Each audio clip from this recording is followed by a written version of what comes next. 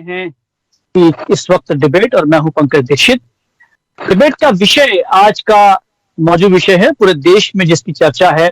सीधी में एक आदिवासी युवक के मुंह पर एक व्यक्ति जो कि भाजपा विधायक के प्रवक्ता के रूप में भी कहा जा रहा है, उसने वीडियो वायरल हुआ है जिसमें वो पेशाब कर रहा है। बहुत शर्मनाक वीडियो है और मुझे लगता है कि ये एक ऐसा इतिहास बन गया है जो हम सबके लिए शर्मनाक रहेगा। जब भी बात होगी हम सबका सर जो है वो शर्म से झुक जाएगा। बहरहाल घटनाक्रम हो गया है, पूरे प्रदेश में इसकी गूंज है, सामान्य बातचीत चल रही है। व्यक्ति है प्रवेश शुक्ला, उसके घर पर बुलडोजर चला दिया गया है, उसे गिरफ्तार कर लिया गया है। सरकार अपनी कार्रवाई कर चुकी है बहरहाल, लेकिन विषय यह है कि क्या ऐसी घटनाओं को भविष्य में हम रोक सकते हैं? यदि रोक सकते हैं तो उसके क्या तरीके होने चाहिए, और क्या तब जबकि चुनाव के कुछ महीने बाकी हैं, क्या ऐसे में ये मुद्दा और गरमाएगा और कहीं राजनीति का हिस्सा भी बनेगा? इस पर बातचीत करने के लिए हमारे साथ में मौजूद हैं भाजपा के प्रवक्ता ब्रज गोपाल लोया जी। ब्रज जी, बहुत स्वागत करते हैं हम आपका। हमारे साथ में मौजूद है रवि दांगी जी, जो कांग्रेस के प्रवक्ता हैं। रवि जी, बहुत आपका भी स्वागत। हमारे साथ में संजीव वैद्य जी हैं, जो आप पार्टी के प्रवक्ता हैं। संजीव जी, बहुत स्वागत करते हैं आपका।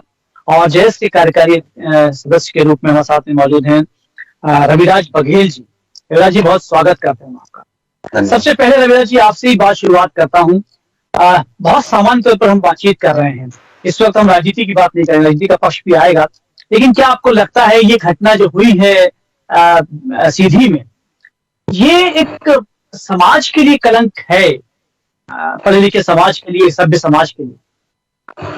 देखिए, निश्चित ही सीधे की घटना जो पूरी मानवता को शर्मसार करने वाली घटना है, ये किसी भी पर्टिकुलर जाति विशेष या समुदाय विशेष की घटना नहीं लेना चाहिए। ये मानवता को लेकर ये घटना है, और इसी के चलते ये जिस प्रकार से जो वीडियो सामने आ रहे हैं, वीडियो को देखने के बाद हर किसी के मन में एक ही ख्याल आता है कि इस प्रकार से कृत्य करने वाले व्यक्ति को किसी कीमत पे बख्शा नहीं जाना चाहिए। वो किसी भी पार्टी से प्रेरित हो या किसी भी समाज का व्यक्ति हो, लेकिन इस प्रकार की जो घटना पूरे प्रदेश में हो, पूरे देश को कलंकित करने वाली घटना है।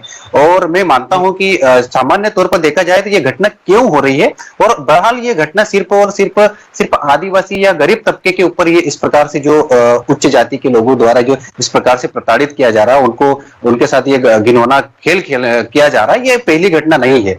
आज वर्तमान में मध्य प्रदेश के 18 सालों से भारतीय जनता पार्टी का जो राज है, उसमें कहीं ना कहीं गुंडों और बदमाशों का इस प्रकार से जो हौसला अफजाई हो रहा है, उनका हौसले इतने बुलंद है कि गरीब और मजदूर, किसान, आदिवासी या दलित पे आए दिन इस प्रकार से घटना होने जा रही है। इसी पहले आप नेमार में भी इसी प्रकार की घटना हुई थी, जो वो भी वहां पर भी भारतीय जनता पार्टी से प्रेरित एक व्यक्ति था।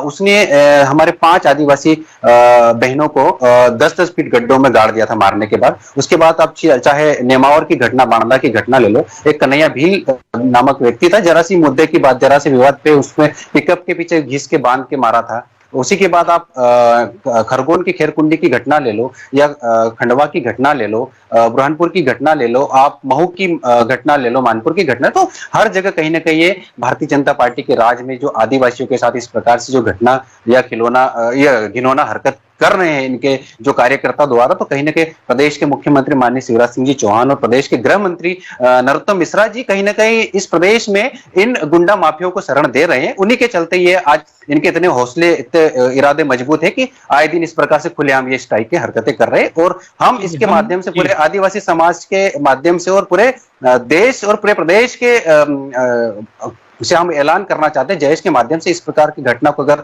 शिवराज सिंह चौहान सरकार रोकने में अगर नाकाम काम है, तो पूरे जयेश, पूरे प्रदेश इस तरह इसके खिलाफ धरना देगा और आंदोलन करेगा। जी, चलिए, हम उससे बातचीत भी करेंगे। जो आपने कहा है कि ये भाजपा की सरकार के अंतर्गत हो रहा है, इस पर हम बहुत विस्तृत बातचीत करेंगे।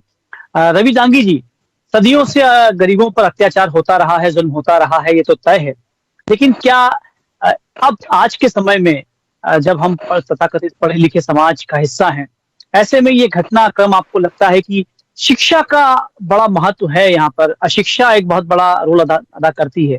आपको लगता है कि शिक्षा ही एकमात्र विषय है, या कुछ और भी इस पर आप जोड़ना चाहते हैं? रवि दांगी जी, पंकज जी, बात आपने सही कही है, शिक्षा का तो है, लेकिन शिक्षा के साथ में सरकार बहुत जिम्मेदारी के साथ में अपने राज्य, अपने समाज, अपने लोगों को सुरक्षित रखने में अहम भूमिका निभाती है शिक्षा के साथ में।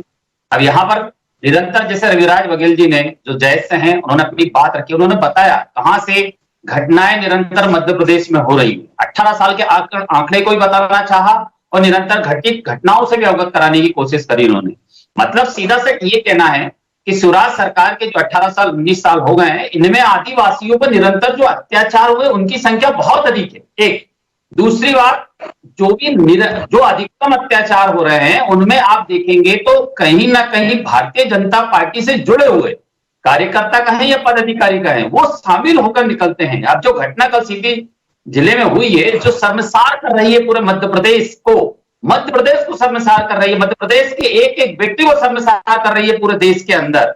वो घटना अगर इतनी हिम्मत, इतना बल, इतनी ताकत कैसे आ रही है, ये कौन दे रहा है? क्या ये भारतीय जनता पार्टी के दल से जुड़े हैं इसलिए इनके पास ताकत है? क्या ये भारतीय जनता पार्टी के विधायक के प्रतिनिधि हैं इसलिए इनके पास ताकत है? ये भारतीय जनता पार्टी को अपना सब कुछ ताकतवर समझते हैं इसलिए इनके पास ताकत है? ये हमें समझना पड़ेगा, ऐसी पार्टी को समझना पड़ेगा, ऐसे ताकत देने वाले लोगों को समझना पड़ेगा। क्योंकि आप अपन मीडिया पर बैठे हैं, साधना न्यूज पर बैठे हैं और आदिवासी और हम गरीब लोगों पर अत्याचार की बात कर रहे हैं, तो ये आपको देखने को कुछ समय पहले की बात है। यही विधायक, जिन विधायक का प्रतिनिधि कहा गया है, ये हमारे केदारनाथ शुक्ला जी। आपने देखा कि एक पत्रकार ने इनके खिलाफ सच्चा लिखने की कोशिश करी थी, तो थाने के अंदर कपड़े उतरवा कर इनको, पत्रकारों को पुलिस के अंदर इन्होंने पिटवाया था। मुझे लगता है प्राकृतिक न्याय भी एक चीज होती है। रवि जी बिल्कुल अच्छी बात आप कर रहे हैं कि प्राकृतिक न्याय भी एक चीज होती है, उसे प्राकृतिक न्याय के रूप में देखा जाना चाहिए। रवि जी हमसे बातचीत करेंगे, लेकिन जो आरोप आप लगा रहे हैं, जो रविराज जी लगा रहे हैं, चलिए ब्रजगोपाल जी से बात करते हैं। ब्रजगोपाल जी, हालांकि जो आरोपी है उसके खिलाफ जो है कार्रवाई हुई है, उसका घर तोड़ दिया गया है, कथित आप भी होंगे। शिवराज जी का भी सुबह बयान आया था, लगातार बयान आ रहे हैं, और कुछ ही देर पहले कांग्रेस की प्रियंका गांधी ने भी एक ट्वीट किया है और उससे कहा है कि ये बहुत शर्मनाक घटना है और मध्य प्रदेश में ही अक्सर आदिवासियों पर अत्याचार क्यों होते हैं। और पिछले कुछ सालों का उन्होंने जिक्र किया है, उन्होंने कहा कि 30,000 से ऊपर आदिवासियों पर अत्याचार हुए हैं। आपको लगता है कि सरकार कहीं ना कहीं जवाबदेही बनती है सरकार की? पंकज जी, सबसे पहले तो मैं आपसे ये कहूं कि जो घटना है वो प्रदेश को, समाज को और हम सबको शर्मसार करने वाली। जी। दूसरी बात, अभी आप कह रहे थे कि इसमें पीछे अशिक्षा हो सकती है, तो देखिए मैं ये समझता हूं कि जिस व्यक्ति ने ये कृत्य किया है वो अशिक्षित, वो तो अशिक्षित नहीं है ना। ये शिक्षित लोग इस तरह का काम करते हैं तो और ज्यादा दुर्भाग्यपूर्ण घटना। हमने तो ये पढ़ा है अपने बचपन से कि विद्या ददाति विनयम विनयादि दाति पात्रताम पात्रताम धर्माप्नोति धनात् धर्मतः सुखम। तो हमने तो ये सुना है कि पढ़ने लिखने से विनम्रता आती है। अब ये पढ़ने लिखने से कैसा उजड्डपन आया है, ये बड़ा दुर्भाग्यपूर्ण है। परंतु एक बात मैं जरूर कहूं कि मूल प्रश्न ये है कि इस तरह की जब घटनाएं होती हैं तो क्या ये राजनीति करने योग्य है? भारतीय जनता पार्टी में केदार शुक्ला जी ने जो कहा है उनके अनुसार बता रहा हूं कि वो उनका प्रतिनिधि नहीं है। माननीय वी डी शर्मा जी ने कहा है वो भारतीय जनता पार्टी किसी पद पर नहीं। फिर भी अगर मान लें तो प्रश्न इस बात का है कि यदि भारतीय जनता पार्टी का कार्यकर्ता भी है तो हम इस कृत्य की अनुमति किसी को नहीं देंगे। ये एक बड़ा मध्य प्रदेश में बड़ा स्पष्ट संकेत दिया है पूरे देश के लोगों को। और मैं समझता हूं कि देश भर में ऐसे मामले तो हजारों की संख्या में हैं जिनके अपन बिंदुवार चर्चा कर सकते हैं कि 1947 और उसके पहले से लेकर आज तक क्या क्या हुआ। परंतु मैं ये कहता हूं कि उस कार्रवाई का भी अभिनंदन होना चाहिए जो मध्य प्रदेश की सरकार ने की है कि 24 घंटे भी नहीं हुए उस वायरल वीडियो को और उसमें एनएसए के तहत उसकी गिरफ्तारी हुई माननीय मुख्यमंत्री के निर्देश पर। और माननीय गृह मंत्री जी ने यह स्पष्ट कहा कि हम वही बुलडोजर वाली कार्रवाई करने वाले हैं। और ये इस तरह की कार्रवाई अपने आप में एक उदाहरण है। तो जो घटना हुई है वो निंदनीय और शर्मनाक है, ये सच है। परंतु जिस तेज गति से कार्रवाई हुई है वह भी देखने लायक है। मेरा ये आग्रह है कि हर विषय राजनीति करने का नहीं होता, कई विषय सामाजिक विषय होते हैं और ये समाज के प्रति आप और हम सबकी बराबर बराबर की सहभागिता और जिम्मेवारी होती है कि हम समाज में ऐसे लोगों को तिरस्कृत करें। यदि कोई ये समझता है कि जाति के आधार पर, यदि कोई ये समझता है कि शिक्षा के आधार पर, पद के आधार पर या पैसे के आधार पर वो समाज में अगर किसी से बड़ा होने का गुमान रखता है तो ये गुमान तोड़ने का काम मध्य प्रदेश की सरकार ने किया है। और ये करने के लिए मैं ये कहूंगा, अभी आप कह रहे थे क्या इस तरह की घटनाओं को रोका जा सकता है? निश्चित रोका जा सकता है हम, मगर वो सामाजिक चेतना का विषय, इसको याद रखिए। यदि वास्तविक हम उसकी गहराई में जाएंगे तो सामाजिक मुद्दा है। और यदि हम उस पर राजनीति करने की कोशिश करेंगे कि भारतीय जनता पार्टी की सरकार तो राजस्थान में भी हुआ है, छत्तीसगढ़ में भी हुए हैं, ऐसे बहुत सारे मामले बताए जा सकते हैं। जी बिल्कुल बिल्कुल वही। इन मामलों पर मैं भी कोई आरोप नहीं लगाऊंगा कांग्रेस की सरकार में हुआ था तो हमारे यहाँ हुआ, वो गलत नहीं हुआ। जहां भी हुआ है वो गलत है और इन सब से हमें मुक्त होना पड़ेगा। आज हम 21वीं शताब्दी समाज है, आज भारत विश्व गुरु की नजर से दुनिया में देखा जा रहा है, उसमें ऐसे लोगों की कोई स्थान नहीं है। और सरकार कार्रवाई तो की है और कठोरतम कार्रवाई होगी और कार्रवाई वो होना चाहिए जो एक उदाहरण बने। ये कार्रवाई अपने आप की उदाहरण है पंकज जी, आप पूरे देश में कहीं भी देखेंगे तो इस तरह की कार्रवाई और इतनी तेज गति से कार्रवाई कहीं देश नहीं होगी। निश्चित रूप से वो घटनाक्रम के बाद में जो कार्रवाई हुई उसे हम स्वीकार करते हैं। लेकिन इस वक्त हमारे साथ संजीव वैद्य जी मौजूद है। संजीव जी, दो चीजें हैं, चूंकि आप एक प्रोफेसर भी हैं, इतिहास के प्रोफेसर हैं। एक मुझे याद इंटरव्यू आ रहा है, आईजी का इंटरव्यू था, जब मैंने उनसे लाइव इंटरव्यू में कहा कि ये घटनाएं रुकती क्यों नहीं है, तो उनने लाइव में ही कहा था कि घटनाएं रोकी नहीं जा सकती। समाज में घटनाएं तो होती हैं, होती रहेंगी। मुझे लगता है कि ये कहना कि हाँ रुक जाएंगी घटनाएं तो शायद बेईमानी होगा। लेकिन एक शराब के नशे में एक व्यक्ति ये घटनाक्रम करता है, क्या सोचते हैं आप? मुझे लगता है कि वही सवाल फिर आपसे पूछना चाहूंगा कि शिक्षा का कितना महत्व है। लेकिन ब्रजगोपाल जी ने कहा कि वो तो शिक्षित व्यक्ति था, लेकिन शराब का कितना यहाँ पर रोल है और क्या वाकई इसको राजनीति से जोड़कर देखा जाना चाहिए? जी देखिए, राजनीति से जोड़ के तो नहीं देखा जाना चाहिए, क्योंकि नेशनल क्राइम रिकॉर्ड ब्यूरो के जो आंकड़े हैं उनमें आप देखेंगे कि सबसे टॉप पर SC/ST के अत्याचारों के मामले में उत्तर प्रदेश नंबर 1 पर है, दूसरे स्थान पर राजस्थान है, तीसरे स्थान पर मध्य प्रदेश है, चौथे स्थान पर बिहार है ना। आप देखेंगे अलग दलों का राष्ट्रीय आंकड़ा है NCRB का। यूपी में भाजपा की सरकार, राजस्थान में कांग्रेस की सरकार, मध्य प्रदेश में भाजपा और बिहार का राष्ट्रीय लोकतांत्रिक दल जो भी है ना सर। तो राजनीति देखिए, लेकिन ये जरूर है, राजनीति से जोड़ के नहीं देखा जाना चाहिए। लेकिन अक्सर देखा गया है कि इस प्रकार के जो कृत्य करने वाले लोग होते हैं वो किसी न किसी राजनीतिक दल से अवश्य जुड़े होते हैं और राजनीतिक दल से जुड़े होने का लाभ वो अक्सर उठाते हैं। बात वही होती है कि सैया भाई कोतवाल तो डर काहेगा, उनके मन में भाव रहता है कि हमें बचाने वाले बहुत सारे होंगे, तो कमोबश ये राजनीति से अपने आप जुड़ जाते हैं।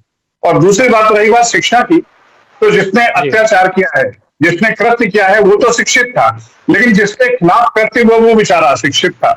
ठीक है ना। अगर वो शिक्षित होता तो इस बात का विरोध अवश्य करता, क्योंकि बाबा साहब अम्बेडकर ने कहा है, रविराज के पीछे बाबा साहब की तस्वीर लगी हुई है, उन्होंने कहा है कि शिक्षा उस शेरनी के दूध के समान है, जो पीता है वो शेर के समान दहाड़ता है। तो मैं तो यही बोलूंगा कि भारत में जो आदिवासी समुदाय, अब वक्त आ गया है कि वो अपने शिक्षा को अपना हथियार बनाए और शिक्षा के माध्यम से आगे बढ़े।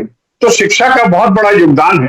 देखिए, जो व्यक्ति शिक्षित होता है उसकी डिक्शनरी मोटी होती है, उसके पास विरोध करने के लिए बहुत सारे शब्द होते हैं, लेकिन जो बेचारा अशिक्षित होता है उसके पास डिक्शनरी छोटी या डिक्शनरी होती नहीं है, तो विरोध के लिए वो स्वर नहीं उठा पाता है, और स्वर उठाता है तो उनको कोई सुनता नहीं है। तो शिक्षित व्यक्ति का शोषण करना इतना आसान काम नहीं है, लेकिन शिक्षित व्यक्ति शोषण कर सकता है अगर वो शराब के नशे में है तो। ठीक है ना। ये शराब वो नशा है जो व्यक्ति की शिक्षा के ऊपर पर्दा डाल देता है। और व्यक्ति यानी ये सवाल, संजीव जी, क्या ये सवाल यहाँ पर मौजूद है कि यदि वो व्यक्ति शराब पिए हुए नहीं होता, वो नशे में नहीं होता, तो क्या वो ये कृत्य करता? हाँ, मेरे ख्याल से देखिए, अगर शराब के नशे में नहीं होता तो शायद इस कृत्य को करने के पहले वो सोचता, क्योंकि शराब वो चीज है जो बुद्धि पर ताला डाल देती है। आपने सुना होगा 2-3 महीने पहले एक इंटरनेशनल फ्लाइट में भी ऐसी घटना है, अंतर्राष्ट्रीय घटना हुई थी, जिसमें उस व्यक्ति को बाद में गिरफ्तार कर लिया गया था। वो तो शिक्षित था, लेकिन जिसके खिलाफ उसने घटना की वो भी शिक्षित थे, वहां पर भी शराब की थी। तो शराब एक बहुत बड़े जो है दुष्प्रभाव है समाज के लिए। लेकिन फिर भी मैं बोलूंगा कि आप राजनीति को इससे अलग नहीं कर सकते, क्योंकि ऐसा कृत्य करने वाले हमेशा किसी ना किसी राजनीतिक दल से अवश्य जुड़े होते हैं, और वही दल उनको ताकत देता है। जी, सत्ता जो है, पावर जो है वो अंधा कर देती है। रविराज जी, आदिवासी युवक पर जो भी हुआ है वो बात सच है, लेकिन अब हम हल की बात करते हैं कि आपको क्या लगता है कैसे इस घटनाक्रम को रोका जा सकता है? क्या भविष्य चलिए रोका नहीं हो तो कम कैसे कर सकते हैं? क्या क्या तरीके सरकार को करना चाहिए ताकि ऐसे अपराध जो है इसकी पुनरावृत्ति ना हो? देखिए मध्य प्रदेश में जिस प्रकार से आए दिन आदिवासी समाज के ऊपर जो आज एनसीआरबी के जो आंकड़े बता रहे थे, आदरणीय संजीव वेद जी बता रहे थे, वास्तव में मध्य प्रदेश में अगर एसटी/एससी की बात करें तो मध्य प्रदेश जो तीसरे नंबर पे आ रहा है पूरे देश में, तो बहुत बड़ा गंभीर मामला है। और दूसरी चीज मैं बता देना चाहता हूँ कि अभी इस घटना से ही रिलेटेड एक और घटना मैं आपको याद दिलाना चाहता हूँ। खरगोन की आपकी साधना न्यूज में बहुत अच्छी न्यूज भी कवर किया था। खरगोन जिले मुख्यालय पे जयेश के माध्यम से एक धरना प्रदर्शन किया था। वहां पे जो शराब माफिया ने किस प्रकार से आदिवासी युवक को पीट पीट के उसको मार दिया था, और उसके ऊपर भी वहां पर भी सरकार उन शराब माफियाओं को जो कि करोड़ों का जो टैक्स जो जाता है, करोड़ों के जो ठेके लेते हैं, सरकार को पैसा वही दे रही सारा। तो क्यों सरकार इस शराब नीति को नहीं बदल रही और आदिवासी क्षेत्रों में क्यों शराब नीति का अलग अलग दुकानें को और बढ़ाने का जो काम, और जो माननीय जो शिवराज सिंह जो दूसरी ओर जो माननीय शिवराज सिंह जी चौहान जी जो आदिवासियों के जो महुओं के लिए उन्होंने जो ये घोषणा करी थी कि महुआ जो आदिवासियों की रीति रिवाजों से रिलेट संबंधित है तो उनको हम परमिशन देंगे। लेकिन यहाँ पे मध्य प्रदेश की जो पुलिस प्रशासन और जो आबकारी जो अमला है, आबकारी के प्रशासनिक जो अधिकारी, वो छोटे छोटे से 2-2 किलो महुए के ऊपर आदिवासी के ऊपर केस बना के उनको जेलों में डाल रहे हैं। और दूसरी ओर यहाँ पे करोड़ों के जो बड़े बड़े ठेकेदार जो दारू के सप्लाई आदिवासी क्षेत्रों में धड़ल्ले से कर रहे हैं, उनके ऊपर कोई कार्रवाई नहीं कर रहे और आदिवासी समाज के युवाओं को मार रहे हैं। और इसी का आज परिणाम है कि आदिवासी समाज ने इस प्रकार से नशे में धूत होकर हमारे जो बेसहारा गरीब असहाय व्यक्ति के ऊपर किस प्रकार से इन्होंने पेशाब करने जैसा जो कृत्य किया है, जो पूरे शर्मसार करने वाली, मानवता को शर्मसार करने वाली घटना है। तो कहीं ना कहीं मैं यहाँ की प्रशासन को और प्रदेश की जो सरकार को मैं जिम्मेदार मानता हूं, क्योंकि उनकी जिम्मेदारी है, उनका नैतिक कर्तव्य बनता है कि इस प्रकार से कृत्य करने वाले जो व्यक्ति भी कहीं ना कहीं भारतीय जनता पार्टी से संबंधित है, क्योंकि उनके हौसले बुलंद इसीलिए है। तो मैं प्रदेश सरकार से मैं मांग करना चाहता हूँ कि प्रदेश की सरकार जो आदिवासी क्षेत्रों में एक और जो शिक्षा के क्षेत्र में जो जिस प्रकार से आदिवासी सरकारी स्कूलों को बंद कर रहा है, आदिवासी क्षेत्रों में सरकारी स्कूलों को बंद कर रही है, 1000 आदिवासी क्षेत्रों में 1000 सरकारी स्कूल को बंद कर दिया गया, तो आदिवासियों की शिक्षा का स्तर कहां से सुधरेगा? क्योंकि एक ही मात्र उपाय है, एक अच्छी शिक्षा और अच्छा स्वास्थ्य हर समुदाय और हर जाति और हर समाज का एक रीढ़ की हड्डी जो मजबूत होती है वो शिक्षा है। तो जैसे अभी हमारे राज्य की शिक्षा और स्वास्थ्य पे यदि ध्यान दे दिया जाए तो शायद समस्या खत्म हो जाएंगी। ब्रजगोपाल जी आप तक पहुंचूंगा, लेकिन रवि दांगी जी से बताना चाहता हूँ। रवि दांगी जी, अब क्या घटनाक्रम हो गया, वीडियो भी सामने दिख गया, हम शर्मसार भी हुए, सरकार जो है वो बात कर रही है कि उस पर घर भी तोड़ दिया गया, वो गिरफ्तार भी हो गया। अब क्या कांग्रेस क्या चाहती है? कमलनाथ जी का भी सुबह बयान आया था, वो भी बहुत आक्रोश में बातचीत कर रहे थे, बता रहे थे कि ये शर्मनाक घटना है और सरकार को दोष दे रहे थे। लेकिन अब क्या किया जाना चाहिए? कांग्रेस अब चाहती क्या है? पहली बात तो ये है, कमलनाथ जी नहीं, पूरे मध्य प्रदेश की जनता ये कह रही है कि घटना शर्मनाक है। निश्चित। मैं कमलनाथ जी का जिक्र इसलिए किया क्योंकि आपके सर्वेसर्वा हैं इसलिए बात की। जी जी जी जी। तो लगभग ये जैसा कि रविराज जी आदिवासी समाज की आवाज हैं, युवा हैं और उनके लिए निरंतर हमेशा लड़ते हैं जिसके माध्यम से, जिसमें उन्होंने कहा है कि जब भी कोई आदिवासी पे अमानवीय दुर्घटना होती है और उसका जिम्मेदार अगर ढूंढा जाता है तो प्रशासन और कहीं ना कहीं वो जो शासन जिसका होता है वो होते हैं। और अभी यहाँ पर प्रशासन और सरकार शिवराज सिंह चौहान की है, तो उसके अंतर्गत जिम्मेदारी लेना पड़ेगी कि उनकी सरकार के अंतर्गत ये घटना हुई है। दूसरी बात, रही बात जैसे कि हमारे संजीव सर ने बताया है कि शिक्षा का एक बड़ा रोल है। अब आप एक तरफ उन्होंने ये भी कहा है कि शिक्षा एक महत्वपूर्ण है, लेकिन जब वो शराब पी लेता है तो वो कहीं ना कहीं अपने आप में शिक्षित आदमी भी अशिक्षित हो जाता है। तो शराब पिला कौन रहा है? शराब बिक कहां रही है? शराब की दुकानें निरंतर रोडों पर, स्कूलों के सामने, मंदिरों के सामने, मध्य प्रदेश के अंदर हम देख रहे हैं कि शराब नीति न बड़ी प्रतीत हो रही है, जबकि भारतीय जनता पार्टी के ही लोग उमा भारती जैसी उसके विरोध में हैं, लेकिन शिवराज सिंह जी निरंतर शराब बेचकर रेवेन्यू जनरेट करने का कार्य कर रहे हैं। और हम जानते हैं मध्य प्रदेश के इतिहास में स्वर्णीय अक्षरों से लिखा जाएगा, आजादी से लेकर आज तक और आने वाले समय में भी देखा जाएगा कि निरंतर इतनी झूठ घोषणाएं, इतने झूठ वादे अगर किसी मुख्यमंत्री ने किए हैं तो वो है शिवराज सिंह चौहान। आज उनका 23,045वां झूठ पकड़ाया है उनका। उन्होंने कहा किसी दल से ये नहीं आता है। कौन? जिसने घटना करी है प्रवेश शुक्ला, किसी दल से नहीं आता है। उसकी फेसबुक, ट्विटर और उसका इंस्टाग्राम आईडी खुद कह रहे हैं कि भारतीय जनता पार्टी का। हालांकि वो तो स्पष्ट हो गया, पिताजी का भी बयान भी आ गया, पिताजी बोल रहे हैं और ब्रजगोपाल जी ने भी कहा है कि मान लीजिए कि वो प्रवक्ता है, और वो तो स्पष्ट हो गया है कि प्रवक्ता तो है वो, क्योंकि पिताजी उसके बोल रहे हैं। ब्रजगोपाल जी, आप कहना चाह रहे हैं, लेकिन एक सवाल भी जी रविराज जी बोलिए, कंप्लीट कीजिए संक्षिप्त में। वो आपने मैं एक मिनट, पंकज जी पूरी बात ब्रज जी ने जैसे कहा इस पर राजनीति मत करिए।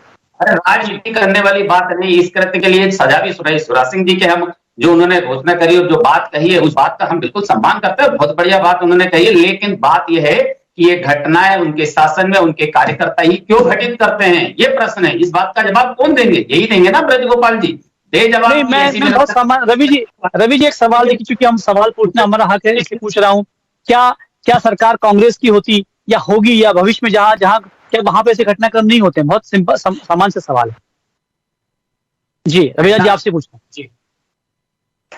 मेरे से रवि पंकज जी, मेरा ये कहना है सरकारें, बात आपकी सही है, लेकिन अंकुश इसी प्रकार का अगर आप कार्यकर्ताओं भारतीय जनता पार्टी या कांग्रेस की सरकारें हैं, डिपेंड करता है क्या है जो शासन चलाने का तरीका है वो अपने कार्यकर्ताओं को इतनी मजबूती ना दे कि वो आप मानवीय कृत्य करने मजबूर हो जाए। बिल्कुल अच्छी बात। ब्रज गोपाल जी, इतनी कार्यकर्ताओं को इतनी छूट ना दी जाए कि वो इस तरह से बेलगाम हो जाएं और ऐसे घटनाक्रम कर दें जिससे पार्टी स्वयं शर्मिंदा होगी, समाज भी शर्मिंदा। देखिए पंकज जी, उस व्यक्ति पर हुई कार्रवाई सब कुछ दिखा रही, सब कुछ। अभी आप और हम सब सुन रहे थे कि एनसीआरबी के आंकड़े में राजस्थान नंबर 2 पर है, झारखंड है। मैंने आपसे कभी इसका जिक्र नहीं किया, मैं फिर से कह रहा हूं, हम तो हमारे मध्य प्रदेश में अगर एक भी घटना होती है तो वो दुर्भाग्यपूर्ण है। हमें इससे कोई मतलब नहीं है कि राजस्थान में क्या है और किसकी सरकार है। शराब की बात कर रहे हैं रवि दांगी जी, मुझे नहीं मालूम है कि उन्हें उनके पार्टी की नीति की कितनी जानकारी है, उनके कामों की कितनी जानकारी है। मैं उनकी फिर भी एक जानकारी में बता देता हूं कि 2018 में कमलनाथ जी की सरकार बनी थी और 23 मार्च 2020 तक रही थी। उस सरकार के दौरान जितनी शराब दुकानें थी उससे 7 दुकानें कम है आज मध्य प्रदेश में, पहले आपको बता दूं। दूसरी बात, राजस्थान में शराब दुकानों की संख्या मध्य प्रदेश से 3 गुना ज्यादा है, ये भी आपको बता दूं। मतलब ये आपको जानकारी होना चाहिए। आप कांग्रेस पार्टी का पक्ष कर रहे हैं। मैंने मगर जहां से अपनी बात शुरू करी थी मैं वहीं रहूंगा, क्योंकि हम इस विषय पर राजनीति नहीं करना चाहते। यदि एक व्यक्ति के साथ भी घटना हुई है तो वो दुर्भाग्यपूर्ण है। सर, इसकी जिम्मेदारी कौन लेगा? आप बोल रहे राजनीति नहीं करना चाहिए, लेकिन आदिवासियों को मार रहा है तो इसकी जिम्मेदारी कौन है? आप ही के पार्टी के पदाधिकारी है, आप ही के पार्टी के कार्यकर्ता है, तो आप जिम्मेदारी क्यों नहीं ले रहे हैं इस पे? आदिवासी की जान की नहीं, आदिवासी की जान की कोई कीमत नहीं है क्या आप लोगों के लिए?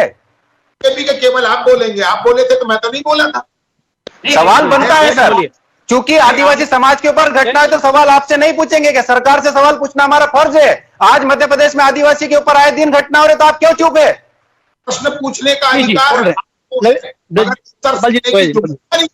है, तो उत्तर भी सुन लीजिए। अभी आप कह रहे थे, मैं आपको वही कह रहा हूं, क्या आप इसमें सरकार को दोष देते हैं? तो सरकार तो दोष मानने तैयार है। हम तो खुद मानते हैं कि यदि किसी के साथ भी हुआ है तो हमारा फेल्यूर है, एक व्यक्ति के साथ भी हुआ है, परंतु जो हमारा कर्तव्य था कि घटना होने के बाद ऐसा कठोरतम कार्रवाई हो। मैं रवि जी आपको फिर से कहता हूं, बड़े विनम्रता के साथ कहता हूं, आप देश में कोई राज्य बता दीजिए या पिछली सरकारों में कोई ट्रैक रिकॉर्ड बता दीजिए जहां जहां घटनाक्रम ना हो। आप बोलेंगे तो मैं नहीं बोलूंगा। मैं फिर से कह रहा हूँ, आपसे कह रहा हूँ, सर आपकी सरकार में आपको सुनने की क्षमता रखना पड़ेगी। सवाल आपसे ही पूछेंगे, सरकार से पूछेंगे, विपक्ष से तो पूछने नहीं जाएंगे सवाल। आपके कहने से यही तो भारतीय जनता पार्टी ने इसे छूट दे रखी है, तभी तो आदिवासियों के ऊपर या गरीबों के अभी इतने हमले हो रहे हैं, अभी उनकी जान की कीमत नहीं है। रविराज जी, चूंकि समय कम है, बिल्कुल संक्षिप्त में कीजिए। सरकार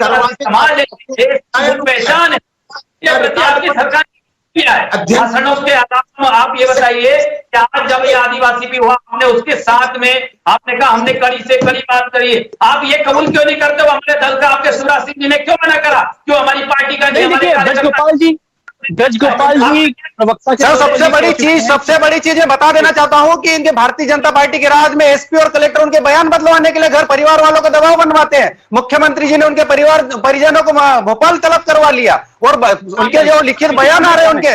रविराज जी समय चूंकि कम है, नहीं पंकज, बहुत महत्वपूर्ण बात है, ये कहना पड़ेगा जी को अपनी पार्टी अंदर कि अगर कोई कार्यकर्ता अच्छा, मुझे मैं सवाल कर लेता हूँ, मैं सवाल करता हूँ आपकी तरफ से, उसे सवाल करता हूँ ब्रजगोपाल जी, मैं सवाल करता हूँ रविनाथ जी, पार्टी का नहीं है ये तो गांधी जी शांत रहिए, मैं सवाल कर लेता हूँ। ब्रजगोपाल जी सवाल ये है, सवाल जो पूछना चाह रहे हैं कि क्या भारतीय जनता पार्टी स्वीकार कर रही है कि वो भारतीय जनता पार्टी का कार्यकर्ता है और सुनना जानते हो। बड़े विनम्रता से आग्रह कर रहा हूँ, ये आपकी भी जिम्मेवारी है कि जो लोग सुनना जानते हो, केवल बोलना ना जानते हो, वो इसे अपनी पार्टी का कार्यालय ना समझे।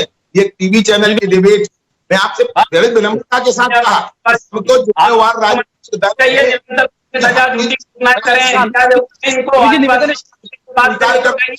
कि अगर आदिवासियों को इस प्रकार का कोई भारतीय जनता पार्टी का कार्यकर्ता आप आगे भी देखेगा तो आग निकाल ली जाएगी। क्यों नहीं कहते ये पॉलिसी क्यों कहते हो हमारा कार्यकर्ता नहीं है? चलिए हम चूंकि संजीव से बात करते हैं, संजीव से बात उनके प्रति जिम्मेवार नहीं है जिनके लोकसभा क्षेत्र से सर्वाधिक आदिवासियों का पलायन हुआ, वो छिंदवाड़ा रोल मॉडल मानते हैं अपने आप का, जो आदिवासियों को कभी सुरक्षा नहीं दे सके। सर पलायन की बात पे संजीव से बात करते हैं। अंतिम सवाल, एक अंतिम सवाल, थोड़ी समय की मर्यादा है रवि जी, अधिकार की बात कर रहे हैं संजीव जी। यही पॉलिसियां आप आपकी पाठशाला में सीखते रहेंगे और टीवी पे आप डिबेट करते रहेंगे।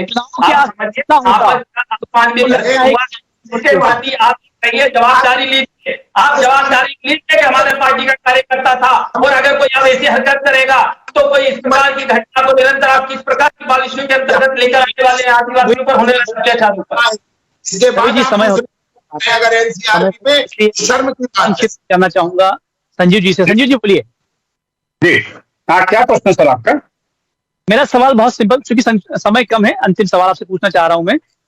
अगर ये घटना आज नहीं होता तब, जबकि 4 महीने बाद चुनाव है, तो क्या आपको लगता है कि दृश्य कुछ और होता? मैं प्रश्न समझा नहीं आपके, मतलब 4 महीने बाद कैसे? मैं सवाल, ये घटनाक्रम जो अभी हुआ है, ये अगर इस वक्त नहीं हुआ होता तब, जबकि चुनाव 4 महीने बाद है और ये घटनाक्रम इस वक्त हुआ है, तो क्या परिदृश्य ये चुनाव के बाद होता या 10 महीने पहले होता, तो क्या आपको लगता है कि परिदृश्य कुछ और होता? देखिए, ये घटना कभी भी घटित होती तो शर्मसार लाने से बड़ी चीज करेगा ना, क्योंकि आदिवासियों के खिलाफ या किसी भी मनुष्य के खिलाफ इस प्रकार की जो घटना है, ये अच्छा नहीं है सर। तो चुनाव का वक्त हो, चुनाव के बाद का हो, चुनाव के पहले हो, सर ये शर्मसार करने वाली घटना है और वास्तव में राष्ट्रीय स्तर पर मतभेद बुरी तरह शर्मसार हुआ है सर। ये आत्मग्लानि से परिपूर्ण घटना है।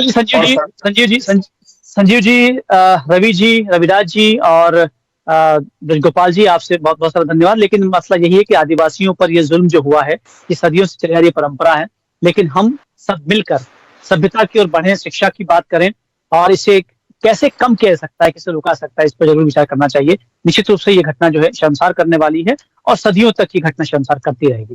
बहुत सारा धन्यवाद हमसे बातचीत करने के लिए। आप देखते रहिए सावधान न्यूज़।